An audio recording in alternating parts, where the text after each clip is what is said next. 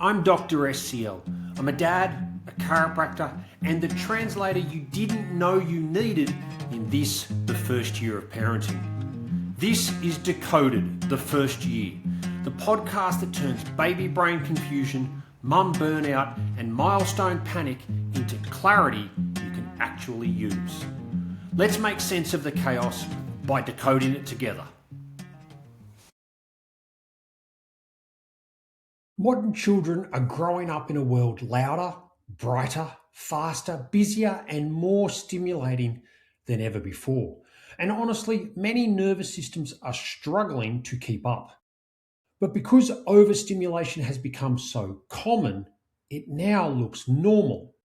The constant movement, emotional volatility, the inability to slow down, the dysregulation after busy days, and the exhaustion disguised as hyperactivity. Today, I want to talk about why so many children are not naughty or too much, they're neurologically overloaded and dysregulated. Now, we often underestimate how much sensory information children process every single day. Screens, noise, artificial lighting, constant transitions, busy schedules, background stimulation, and the lack of downtime and even boredom. And many nervous systems, as a result, never fully downshift. In nervous system nerd language, that is a sympathetic nervous system state. Brilliant as a short-term survival strategy, but that means with the constant sensory bombardment for many babies, infants, and kids, their nervous systems are stuck in fight or flight. The result? Children who appear constantly wired or wound up. Now, before going on, I know there are two questions most likely to be running through your mind. One, what is the opposite to the sympathetic nervous system and what does it look like?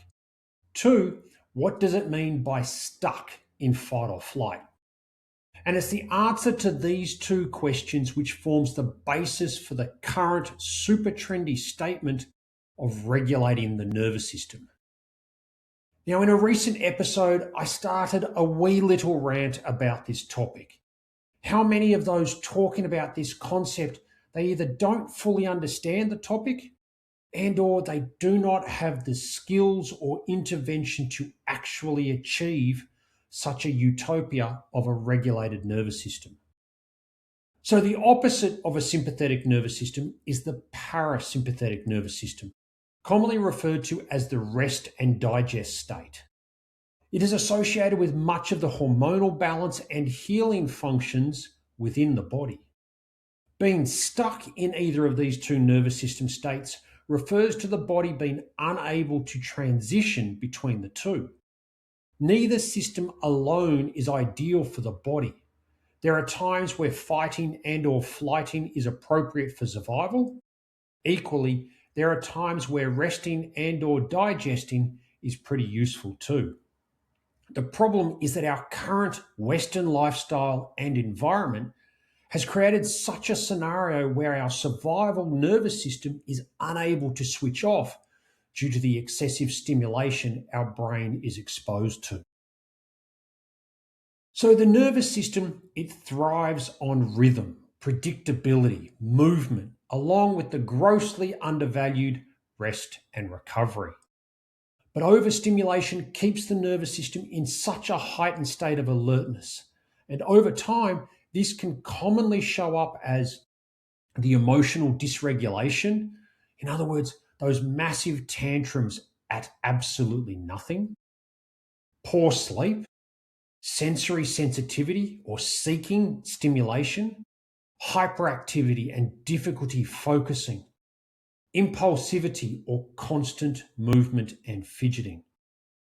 This is not about blaming modern parents or lifestyles. It's about understanding the environment the modern nervous systems are trying to adapt to and the consequences of certain choices. All too often, I see children who appear wired up all day and exhausted all night. They cannot settle after a big weekend. They become more dysregulated after busy social environments. And they appear calmer outdoors than indoors. Often, once families begin reducing nervous system load, things shift quietly. The child sleeps more deeply. Transitions improve. Emotional resilience increases, and the child simply looks less overwhelmed. Your child doesn't necessarily need more stimulation. More often than not, they need more recovery, more boredom, more movement, rhythm, calmness, and nervous system safety. Honestly, childhood was never meant to feel like a constant performance. If this episode has resonated, share it with another parent navigating the noise of modern parenting. And until next time, remember, trust your instincts, watch the patterns, and remember that strong foundations are usually built quietly. Dr. SCL, out. Thanks for listening to Decoded, the first year, where we translate the mess of early parenting into something that actually makes sense. Be sure to share this episode with a friend, a partner, or a mum that you know who is quietly struggling through the noise and secretly Googling every milestone. If you want to hear more decoding, follow at Mount Hawthorne Chiropractic on the socials. Let's keep decoding the chaos. No mansplaining, no pressure, no judgment, just clarity when you need it most. Please note, this podcast isn't medical advice. It's just smart strategies from a Gonstead chiropractor, a dad, and someone who's been in the room with hundreds of mums trying to make sense of their baby's development, their own postpartum recovery, and the constant noise that comes with modern parenting. Always chat with your health team for specific care.